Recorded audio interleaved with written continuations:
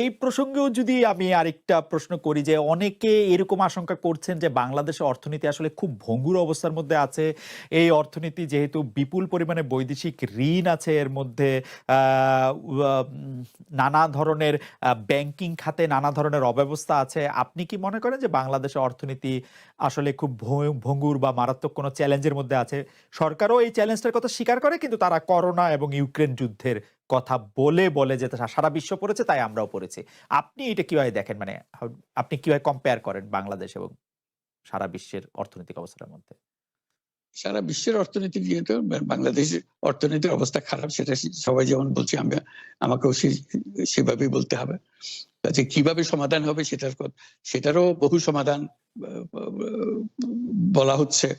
কাজে এটা সরকার সেটা প্রণিধান করবেন, তাহলে হয়তো অগ্রসর হওয়া যাবে। আপনার কাছেও নিশ্চয়ই পরামর্শ চাইতে পারে। একটি প্রশ্ন এরকম যে আপনি যখন সংবাদ সম্মেলন করলেন গ্রামীণ আপনার প্রতিষ্ঠান গ্রামীণ টেলিকম, গ্রামীণ কল্যাণ এগুলি জবরদখল করা হচ্ছে, তখন আপনি এটিও বলেছিলেন যে আপনি কিছু লোক দেখতে পাচ্ছেন যাদেরকে পরিচিত মনে হচ্ছে না। আজকে অনুষ্ঠানের শুরুতেও আপনি বলেছিলেন এই কথা যে এবং আপনার প্রতিষ্ঠান জবরদখল হয়ে যাচ্ছে। আমরা এরকম শুনেছি যে কিছু কিছু লোক আপনাদের হুমকি ধমকিও দিচ্ছে। পুলিশের কাছে আপনি সাহায্য চাচ্ছেন, পুলিশ খুব বেশি আমল করছে না কথাটা। অন্যদিকে পাল্টা একটা সংবাদ সম্মেলন করে বলা হচ্ছে যে তাদের রাইটফুল এটা আমাদের জন্য একটু বলবেন যে এখনকার পরিস্থিতিটা আসলে কি আপনার জন্য বা আপনার গ্রামীণ টেলিকম বা আপনি যেখানে আছেন সেখান থেকে আপনি আসলে এটা কিরকম দেখছেন? আমরা মানে ভয়ের মধ্যে ভৌগোলিক আছি। অবস্থানে। জি। আমরা ভয়ের মধ্যে আছি যে এখানে আমাদের বিল্ডিং এর সামনে একটা দলীয় একটা সভা, যেখানে আমাদের বিরুদ্ধে স্লোগান দিচ্ছে। এখানকার ছাত্রদের নিয়ে এসে তাদেরকে আমাদের ঘেরাও করে রাখছে, আমাদের বিল্ডিং ঘেরাও করে রাখছে। কাজে আমরা খুবই সংকটময় অবস্থার মধ্যে আছি। এটা জানান দেওয়ার, আপনাদের সবাইকে জানান দেওয়ার আমরা খুব সহজ অবস্থার মধ্যে নাই। অনেকে এই কথা বলে থাকেন প্রফেসর ইউনূস যে আপনি তো ইচ্ছা করলে এই পৃথিবীর যেকোনো দেশে সেটেল করতে পারতেন। পৃথিবীর যেকোনো দেশের হয়েই আপনার যে আইডিয়াগুলি সেগুলি আপনি ডিসেমিনেট করতে পারতেন। তারপরেও আপনি বাংলাদেশে থাকছেন, বাংলাদেশে থাকাটাকেই আপনি আ মানে আমি যদি বলি আপনার জন্য নির্ধারণ করছেন।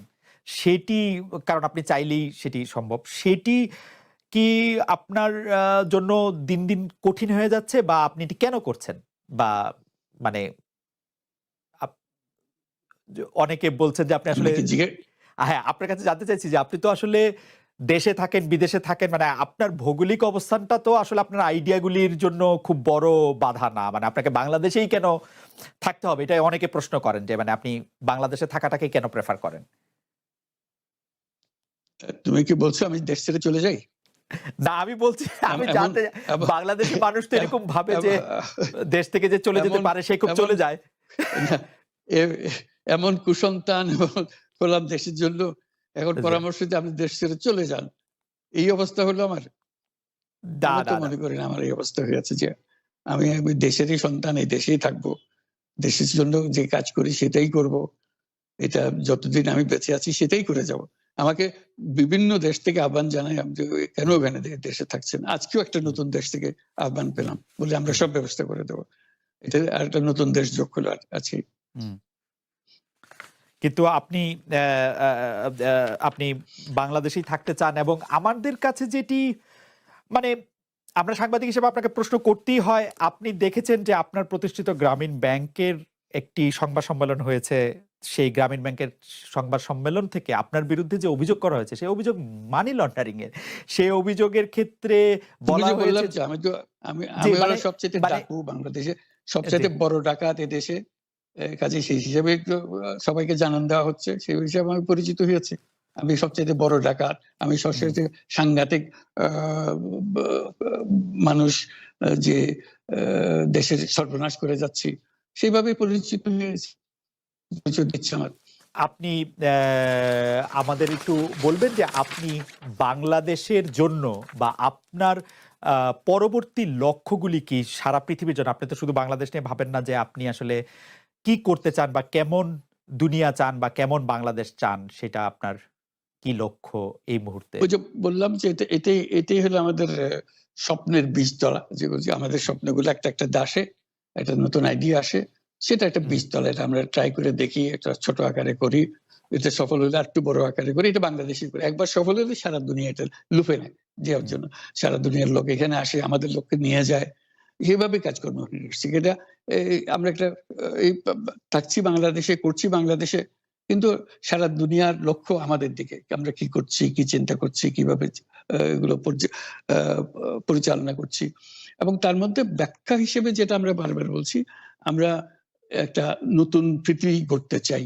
সেই পৃথিবী হচ্ছে ৩ শূন্যের পৃথিবী। এটাও বহুবার বলা হয়েছে, তার উপরে হুম, বই লিখেছি। ৩ শূন্যের পৃথিবী কি হবে? যে জিরো কার্বন এমিশন, হুম, যেহেতু পৃথিবী ধ্বংস হয়ে যাবে এই গ্লোবাল ওয়ার্মিং এর কারণে। একে রক্ষা করতে হলে আমাদের জিরো কার্বন এমিশন অ্যাচিভ করতে হবে। কাজে এটা এমন বিশ্ব আমাদের গড়তে হবে যেটা জিরো কার্বন এমিশনের বিশ্ব হবে। Zero wealth concentration. আমরা উন্নয়ন বলছি, যে উন্নয়নের সফলতা গুটিকত মানুষের কাছে যায়। এটা শুধু বাংলাদেশে না, সারা পৃথিবীর অবস্থা। যে সমস্ত টাকা গুটি হতেক মানুষের কাছে চলে যায়।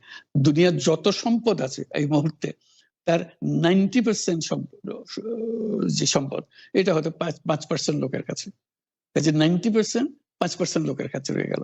এবং আগামী দিনে এটার পরিবর্তন অন্যভাবে। হুম, 90% এর জায়গায় এটা 95% হয়ে যাবে। ওই 5% এর জায়গায় এটা 3% হয়ে যাবে। অর্থাৎ লোকের সংখ্যা কমে যাবে, হুম। সম্পদের পরিমাণ তাদের কাছে অনেক বেড়ে যাবে। এটাই হলো বর্তমান অর্থনীতির কাঠামো। আমরা বলছি যে এই কাঠামো যতদিন থাকবে এই পৃথিবী টিকতে পারবে না। আরেকটা হলো জিরো আনএমপ্লয়মেন্ট।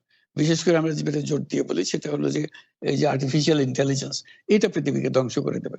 কাজেই তার আগে আমাদেরকে ঠিক করতে হবে টেকনোলজিকে আমরা কতদূর নিয়ে যাব, কোথায় সীমারেখা টানবো, এটা ঠিক করতে হবে। সেই পৃথিবীর নাম দিয়েছি আমরা ৩ শূন্যের পৃথিবী, ৩-0 ওয়ার্ল্ড।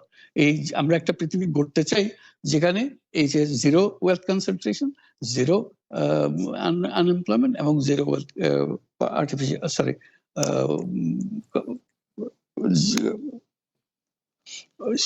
গ্লোবাল ওয়ার্মিং জিরো হবে। এটাই হুম, এই ৩টা জিরোর মধ্যে আমরা থাকবো। তো সেটা আবার বিভিন্ন দেশে এটা পর্যালোচনা বৈঠক হচ্ছে।